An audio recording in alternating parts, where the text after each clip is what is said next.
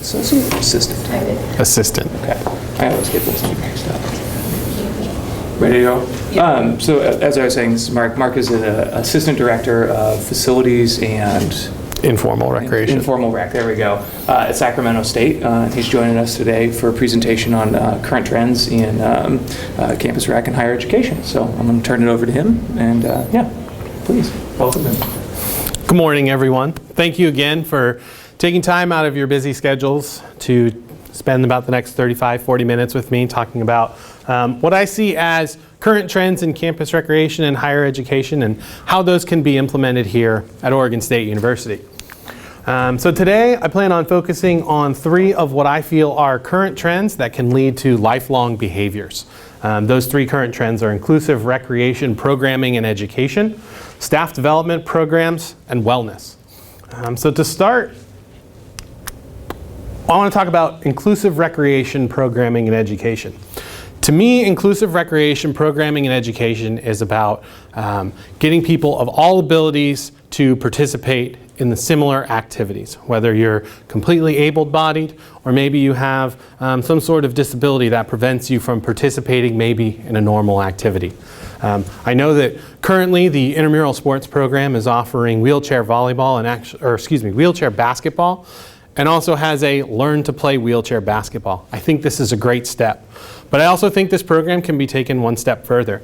Currently at our facility, we've introduced a couple of different programs.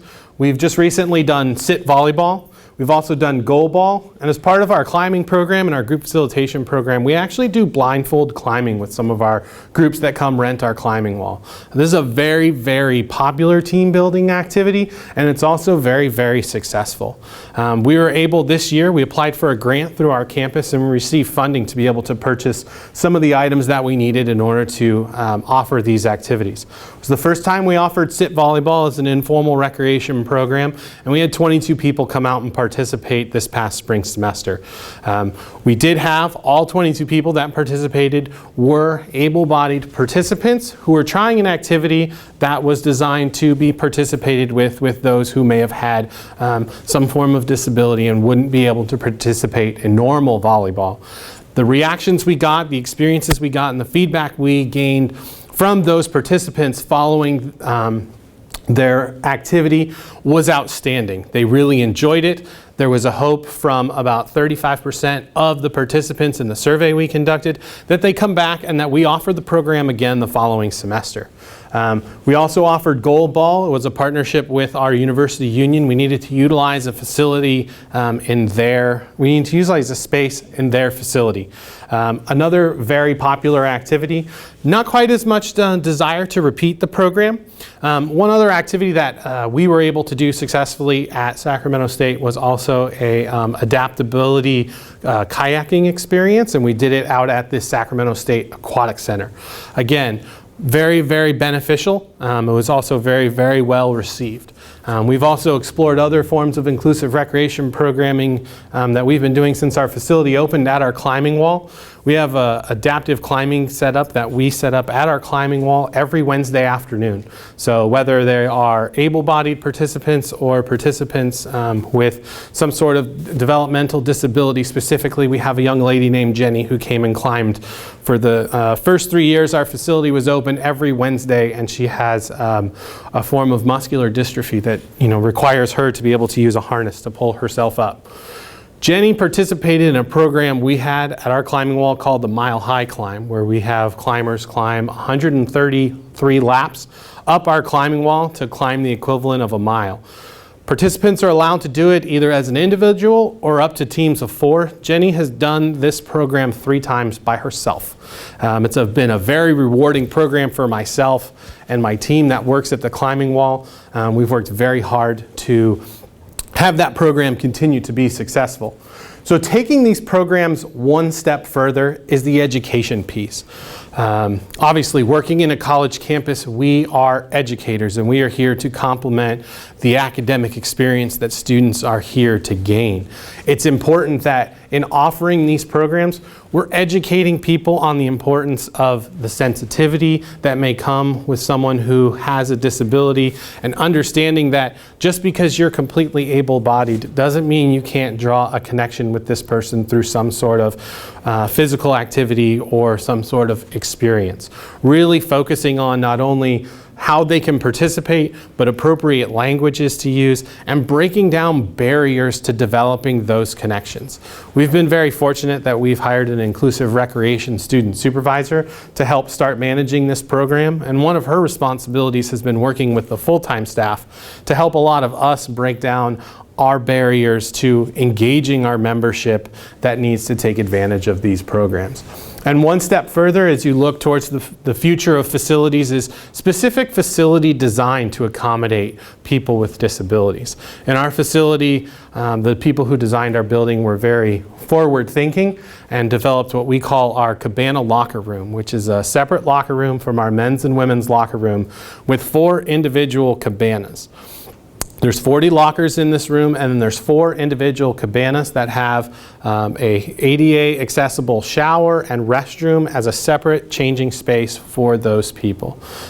It's been very popular in our facility, not only for our students and members who are of a disability, but also we have a very high population of students going through to their gender transformation, or students who just want additional privacy. They don't feel comfortable using the general locker room with every staff member because maybe they have some form of body image concerns.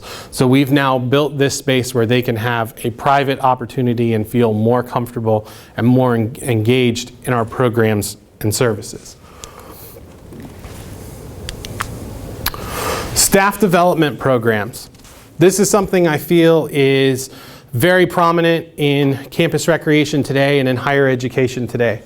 As I previously said, just because we work in campus recreation doesn't mean we're not still educators. And it's important to educate the students that work for us on how they can grow and develop, and how the skill sets that they're learning within their department and their job can be translated into whatever experience they're looking for beyond college. One thing I feel is important is to keep these trainings and developments broad in scope. Offer them as often as possibly once a month, and open them up for the entire student staff within the department. I also think it's important to take advantage of experts on campus. Work with departments that have that expertise. Bring them to your department. These services are offered to students on campus. Why make it more difficult for the student employees within the Department of Recreational Sports of saying, okay, well, we've set this up for you, but you've got to go across campus. When the resources and the facilities are available, where they're used to coming, a place where they feel comfortable, why not reach out to departments and create partnerships? Bring that information here. We all feel at times that we're experts in certain fields, but maybe it's better for us to reach out and have somebody come in and do a presentation. I know over the course of my professional career, I've given several workshops on resume and cover letter development and interviewing techniques. It's great for those students that are learning from me who are pursuing a career in campus recreation. But realistically, my approach is only about 5 to 10% of the students working in our rec centers are probably pursuing a career in recreation. So why not reach out to that campus expert? Reach out to the career center. Invite them to come over and give a presentation on resume and cover letter building.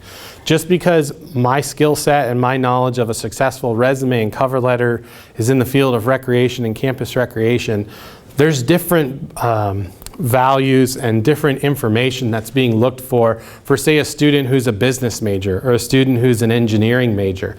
I can't accurately provide them with that information, but a campus partner and someone within the division can hopefully come over and provide our students with that information and really set them up to succeed. Reach out to student health services and counseling and psychological services.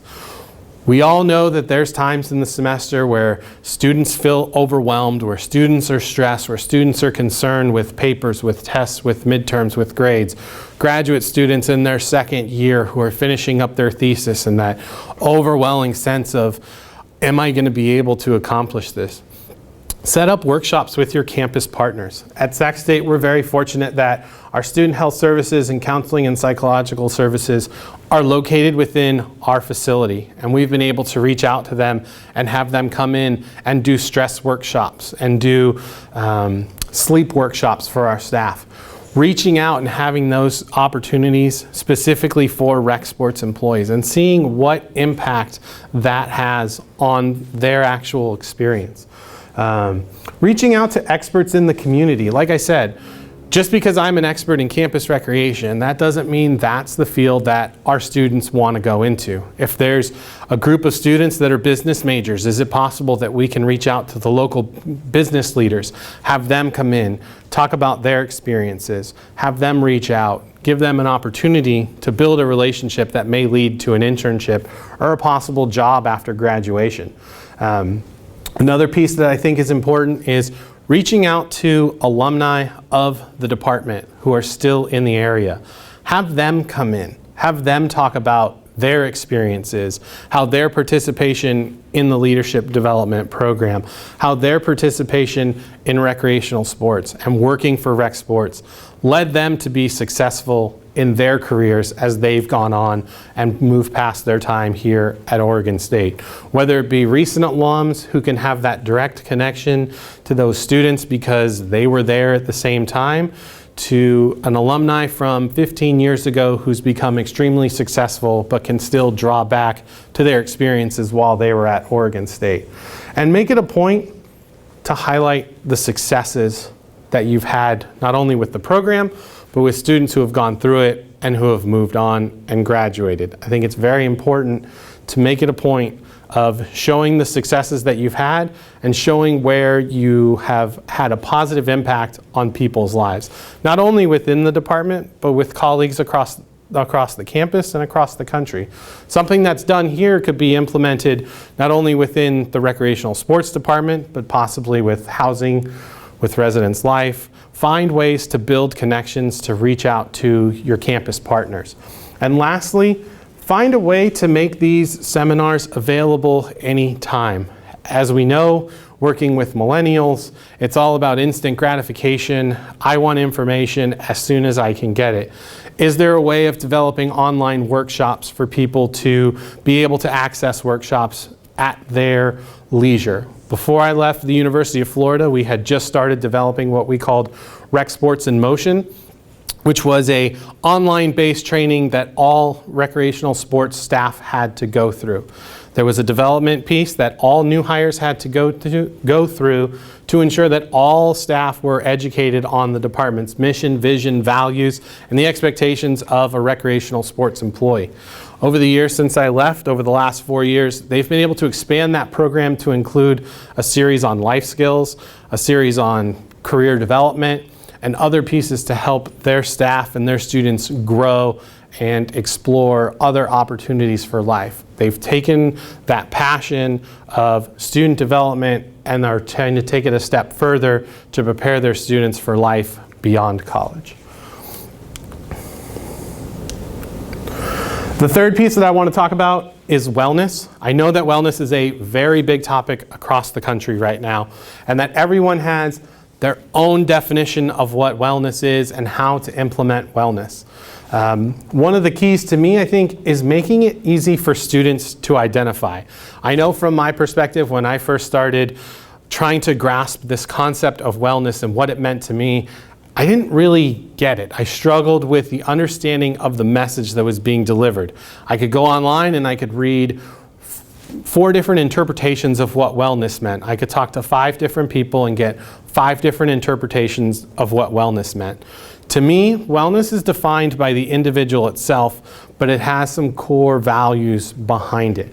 One of the things that we've done at Sacramento State that's been very successful is we've used the wellness wheel to develop what we call the 7 dimensions of wellness. So we try to identify activities, programs, and services that we offer that relate to the 7 dimensions of wellness and educate our students on how their activities, their engagement in our programs and services, and their engagement in their activities in life fit within these 7 dimensions of wellness. So we've defined them as intellectual, sociocultural, emotional, environmental, physical, career, financial, and spiritual. Obviously, I can sit here and I can say those to you as many times as I want. You're going to remember some of them. You're going to interpret them however you feel each one is individually defined as. We've decided to take that one step further. What we've gone ahead and done is we've created icons for each of what we feel are the 7 dimensions of wellness. Once we've developed these icons, we now include these on almost all of our marketing materials. We started doing this about 6 months ago. Every time we create new marketing and branding materials for programs and services, we try to get our students to start thinking about what dimensions of wellness they're participating in as they're participating in a program. We're trying to get them to start thinking about their wellness in their everyday activities, as opposed to just, I'm coming to the well to work out, or I'm coming to the well to play intramural sports. What does that mean from a wellness standpoint? What does that mean from your overall life experience? What steps are you taking to make yourself live a long and happy life while you're also taking care of yourself? So we've made it a point to identify these specific icons and include them not only in our marketing materials, but also talking about them as we're offering programs and services. So, these 3 ideas, these 3 programs, these 3 trends in campus recreation, they're building behaviors for the future now. This starts off with inclusive recreation. We have to start beginning to reframe our thought process. The college-age student is a great opportunity to begin increasing someone's sensitivity and understanding of other people around them. Opportunities like this, I feel, are very, very important as we look at educating students for our future society. When I was growing up and I went through college, I didn't have any education on this. I learned all of this through my classroom experience, really through one class, through my recreation for students with disabilities. As practitioners in campus recreation, we have an opportunity to really have a deep impact on students who participate in our campuses as they look forward and move forward with their lives beyond the campus community. No one knows at what point you're going to have an opportunity to interact with somebody who may have a disability, but having that experience at a young age and having broken down that potential barrier to interaction at a young age can really help someone not only be successful in their life and interacting with those people, but hopefully having a really dramatic impact on that person. Instead of being the person who sees someone who's blind and offer assistance of crossing a very busy street because you're nervous about how to approach a person with a visual impairment, being that person who can walk up and know to appropriately identify themselves, offer the assistance, and if asked for, extend their arm so that they can help that person cross a busy street. Preparing students to take on those challenges in life is something that can really help as people move forward. Staff development programs.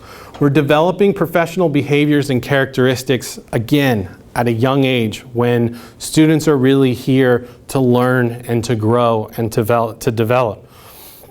When students are in college, yes, as I said, they're here for their academic experience, but we as recreation professionals are providing that enhanced experience, that complementary experience to their academic life that they're gaining here.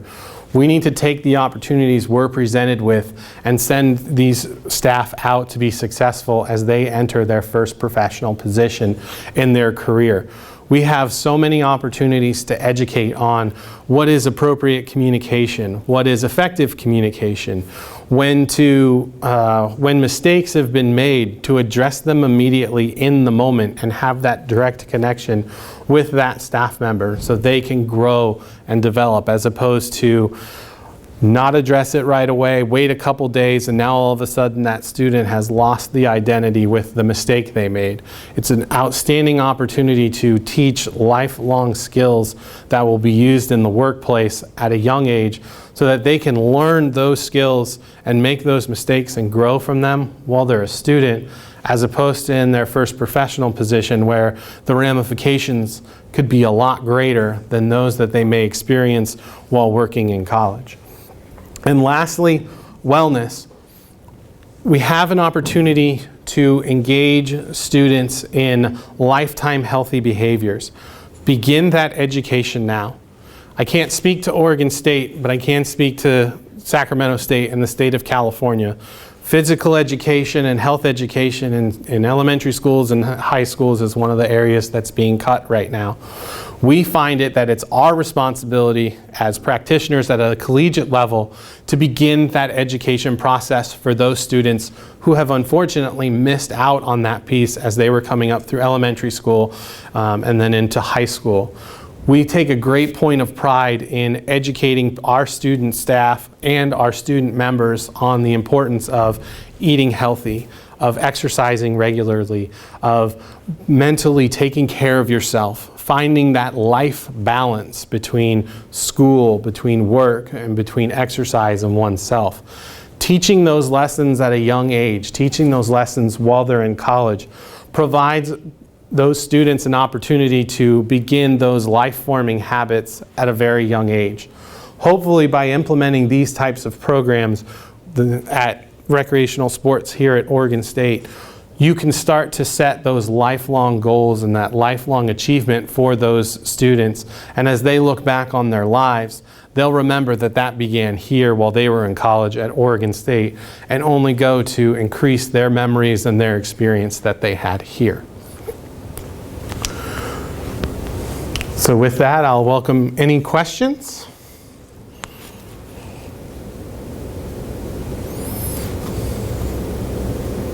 What is Goalball? Goalball, great question. So Goalball is a modified form of soccer, and where you have 3 individuals with visual impairments and a ball that has a bell in it. So there's goals on each side, and you lay on the ground, and the object of the game is to roll the ball across the floor and into the opponent's goal, and you can only use your body while you're laying on the ground to block it. I have a question. What do you think, related to these 3 specific areas that you provided, would be, what are the barriers or what's standing in the way, whether it's in the landscape of higher education or institutionally? What do you see are going to be some barriers that would be needed to be overcome to be successful in those 3 areas? Obviously, I think financial resources could be a barrier to that. But there's always ways of finding financial resources to that. What I think would be a bigger barrier is getting buy-in from the entire team in terms of implementation. If the entire team is not working towards a common goal and bought in to develop one of these programs and has a poor attitude towards it, that poor attitude can spread, and then you'll start to hear rumblings, and then there's a negative attitude towards it and people won't want to implement. I think the key is to take a very positive approach from the start, list out all the facts, highlight the benefits that this will have, and get everybody on the same page. I think once you've got buy-in from your team, you can then begin the implementation process. After you've gotten buy-in in the implementation process, my recommendation would be to highlight the successes. Obviously, if you try something, it doesn't work, we always want to try it a second time, make some changes, see if we can't get a more positive impact. But really, also being cognizant of the fact that while we may try something and it may not work for one set of students, finding out if it worked for another set of students or if there's a way to make some minor adjustments to really get that buy-in.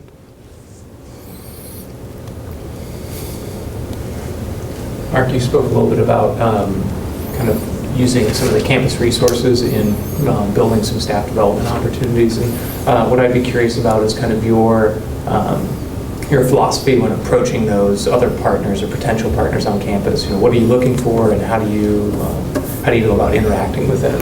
Sure. In approaching those other entities and those departments, obviously first is reaching out to them and finding out what services are available and making sure that that's an opportunity. If that is an opportunity, it's finding out how we can make it work. Are there any fiscal impact that's going to happen with that? Highlighting how this can benefit not only us at Recreational Sports, but how it would benefit their department as well by being involved, and maybe finding if there's ways that we can work collaboratively on it. Maybe it is that the Career Center has been looking for an alternative location to host one of their resume building workshops or one of their interview skill workshops, and because the Dixon Center has been seen as and can be identified as a hub for students on campus, that information can be used. The Dixon Center averages over 4,000 swipes a day. Here's an opportunity to expose almost 4,000 students on the campus to this opportunity. Finding ways to partner to increase visibility for those partners on campus.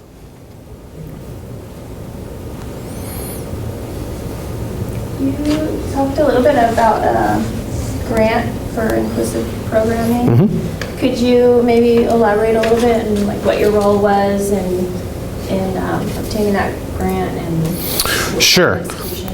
I was not directly involved with the Inclusive Recreation Grant. I was involved with a different grant through the same entity on our campus. So our University Enterprises Incorporated, our equivalent of the foundation, offers campus activity grants every year. And so my supervisor and one of my staff were partnered with the Recreation, Parks, and Tourism Administration Department to write that specific grant. The specific pieces I was involved with that grant specifically was I was responsible for purchasing all of the equipment. As it was my staff member who was running most of the events, I was then responsible for the purchasing of the equipment. In terms of grant writing, I have successfully written several grants through University Enterprises for different programs and activities. Specifically, the one I wrote this year was for our Tri-Challenge program, which encompassed our Swim Through California event at our pool, our Mile High Climb, and our Run the Trail Challenge. So we had 17 people participate trying to complete all three of those challenges in a 1-month period, and if they successfully completed it, they got medals, their picture with a trophy, and it was publicized on all of our social media.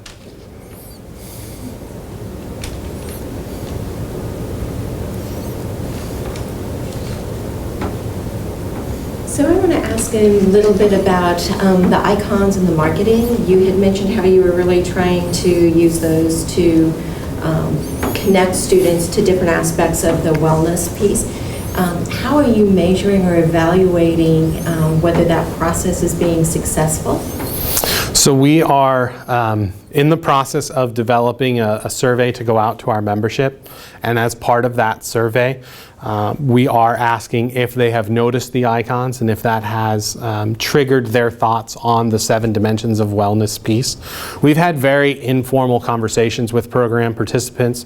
I can speak specifically to some of our climbing programs. We started including those on some of our marketing pieces, and we asked our students if they drew a connection to it. It was very minimal at first. Not a lot of students were really drawing that connection to that piece. But since we've only just started rolling out the program, we really haven't had an opportunity to start it from the beginning of a semester. So this coming fall will be our first opportunity where it's really been a department-wide initiative to ensure that those marketing pieces are on our marketing materials. And so we're going to reevaluate it after this fall semester. Have you also considered with that connecting with some of those campus partners, so when they're doing events and things, I certainly could see some possible connections that icons are kind of shared between or used as well for other events and things that are happening, not necessarily that your department is putting on, but other campus partners. Our long-term goal is that the 7 dimensions of wellness will be ingrained in the campus, and that there will be a presidential appointed committee on campus on wellness. It has been a 4-year process for our department, and we are continuing almost every day to put that word out. We do have strong partnerships across campus where we do want to roll out the 7 dimensions of wellness icons into their marketing materials as well. It's just been a very, very slow process. As I'm sure you'd understand, the campus politics with that have played have presented real barriers to it. However, we've undergone some organizational leadership change over the last 5-6 months, and we are starting to see a lot of changes in that, not only organizational leadership change within our department, but throughout the Division of Student Affairs, and that's starting to have a much bigger impact than we anticipated. Great, thank you. You're welcome.